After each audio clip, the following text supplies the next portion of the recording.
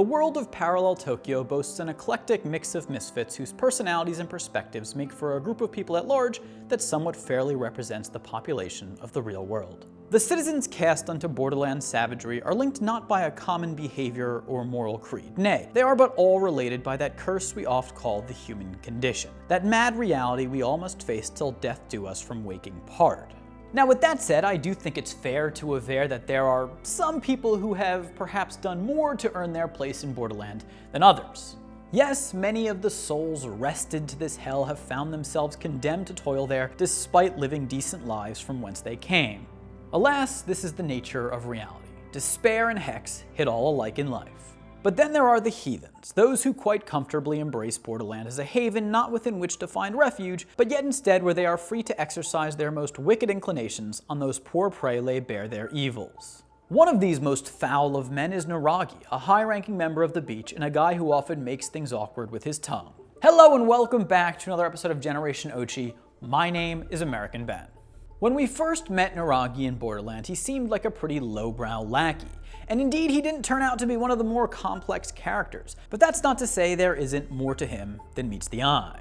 He was introduced to us as the ranking member of Aguni's guard.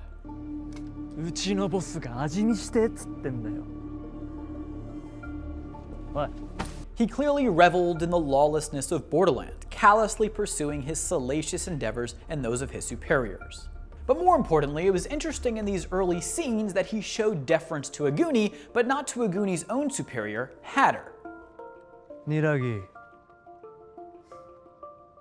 俺のボスは大将だけだ. Somehow, in this hellish world, the murderous Hatter was actually the moderate among madmen, and his balanced management of the beach and more diplomatic tactics were frowned upon by the militant sect within the beach's membership, led by Aguni. And Niragi was the sycophant that Aguni needed to get the dirty work done. 考えてんじゃねえよ。時間ねえぞ。Aguni gave him an order, and no matter how diabolical the task, he would carry it out. All iron-handed military dictators need someone like this, lest they'll actually have to rule with intelligence and tact.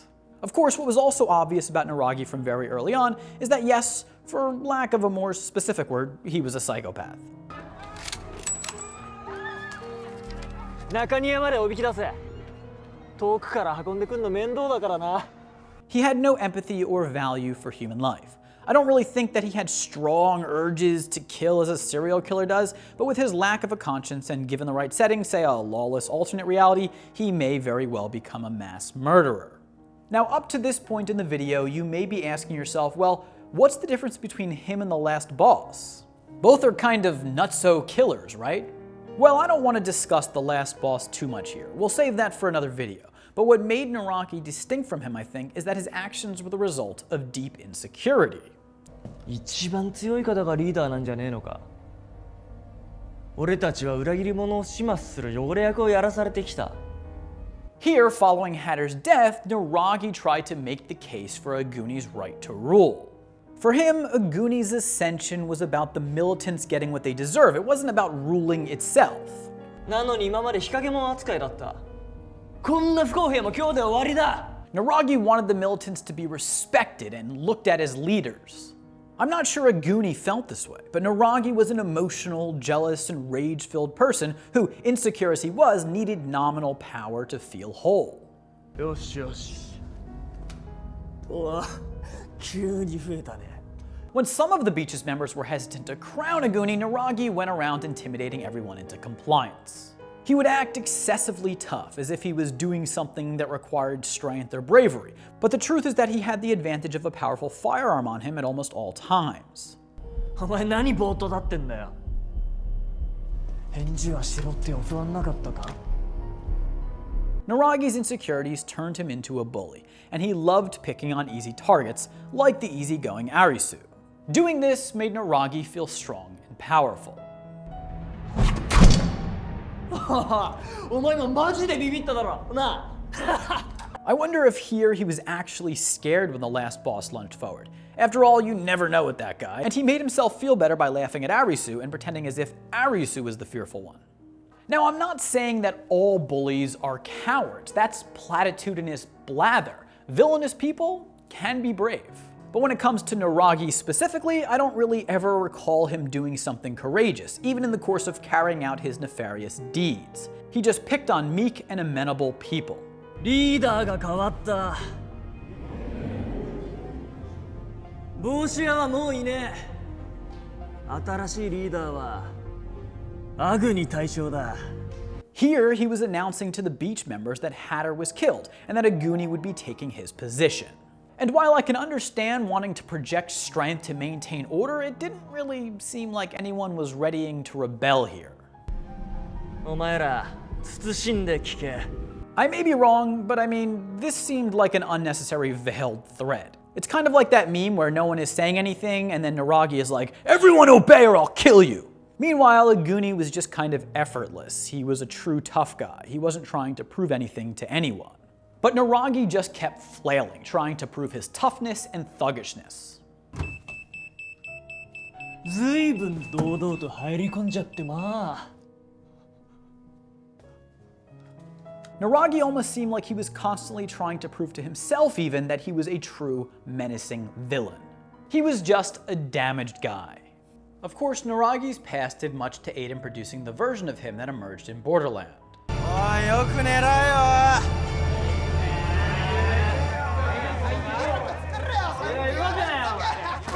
As is true of many bullies, Niragi himself was bullied when he was younger. And I must say, this is a pretty creative and brutal method of bullying.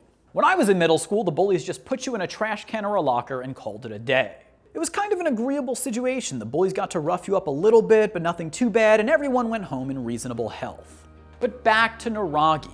He's the bullied kid who became the bully. He had become no different than his bullies, and he might always have had the potential to become a bully himself. Let's be clear, just because someone gets picked on doesn't mean that they're going to become a killer. Niragi's bullies were stronger than him, so there was nothing he could do about them. But in Borderland, he found targets that he could abuse. こいつが魔女か。私は違う。火に投げこけわかんだろ。部屋にいた。本当に部屋にいた。 Niragi did not have the courage to actually confront people who could have bullied him in Borderland. No, instead he served under that person. He never attacked a Goonie. No, he acquiesced to him. He was obsequious towards him, begging for his love and affection. It was somewhat pathetic, actually. He needed a Goonie to validate him. By the way, the last boss also tried to pick on people smaller than him. He seemed to like to go after petite women, but unfortunately for him, he went for the wrong one, Kuina, who opened a can of whoop-ass on him. But still, at least the last boss didn't try to show off by beating up a corpse. でも死んでる。 Yeah, dead people are definitely not a threat, aside from in that Bruce Willis movie and a handful of Korean horror flicks. But I digress, there's more dynamics to Niragi's bullying than what we've mentioned thus far. See, Borderland is not only about letting your true self emerge in the full glory of all its neuroses, it's also about creating a new identity detached from one's past in a place where there's no rules or taboos. Niragi was insecure and weak in the real world, and so in Borderland he could play the role of the tough guy and no one would be the wiser. For some people, Borderland is a place to suffer. For others, it's a place to flourish. But overall, the point of Niragi's flashback was to demonstrate that he was the bullied kid who became the bully. He did not have the insight to escape this cycle. It takes critical thought to avoid falling into the maladaptive and harmful behaviors done unto you early on in life. It takes an ability to say, wait, this bad thing was done to me, but I wouldn't want to be like the people who did it to me, because that's not a fruitful path to go down in life. I want to be better and perhaps maybe even fulfilled one day. Niragi didn't have the mental tools to make such an analysis. No, these are the type of tools that, say, a character like Chishiya would have. And it's good we've brought him up here, because he's an important character to discuss in relation to Niragi. See, Chishiya is everything that Niragi wasn't. チーシア、てめえまた小バカにしやがって。だってバカだろ。 Niragi was really bothered by Chishiya, and as we discussed in the video we did on him, Chishiya knew exactly how to get under Niragi's skin. イラつかせてくれるね。いつもいつもいつも頭がいいふりしやがって。頭がいいんだもん。 When Chishiya confronted him on the rooftop, Niragi seemed almost scared to come face to face with the stoic schemer. He seemed unsure and nervous. このライフルだと至近距離じゃ当たんねえって思ってんのか。あ Even armed with his gun, Niragi seemed pensive during this showdown. I think he knew that Chishiya saw through his tough guy facade. He could sense that Chishiya knew he was weak and insecure. Chishiya, on the other hand, is not insecure, and did not cower around Niragi even when Niragi pointed a gun at him.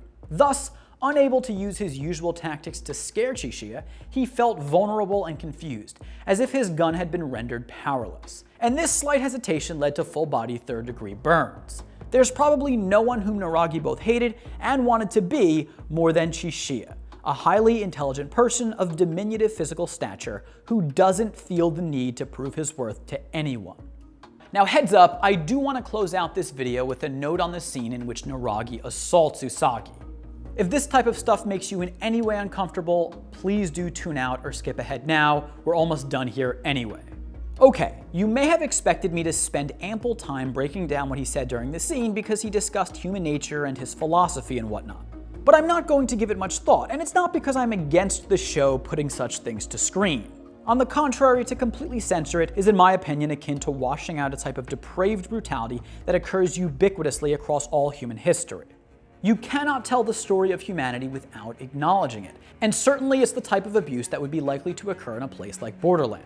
And to think that an insecure psychopath like Niragi would abuse women in such a way is not entirely far-fetched. However, I simply think that his diatribe about the darkness of human nature wasn't that deep and didn't represent anything that important. Yeah, he was, as I said, a callous psychopath void of empathy, and that moment itself doesn't add anything significant to his character. It only emphasized his evilness, an iniquity that was born of nurtured insecurity compounded by what I assume is a rotten nature. Niragi wasn't that purposeful with his actions. As I said, he just kind of flailed, and let his rage and emptiness be his masters. Anyways, that's the video. I hope you enjoyed. Niragi is not that complex of a character to me, but he is a very interesting one to look at nonetheless. If you liked the video, please do give it a big thumbs up. I certainly love doing these videos, so I would give my own video a like. Definitely comment down below. Love hearing what y'all think. Subscribe to this channel. Hit that notification bell. For now, my name is American Ben, Generation Ochi. Peace.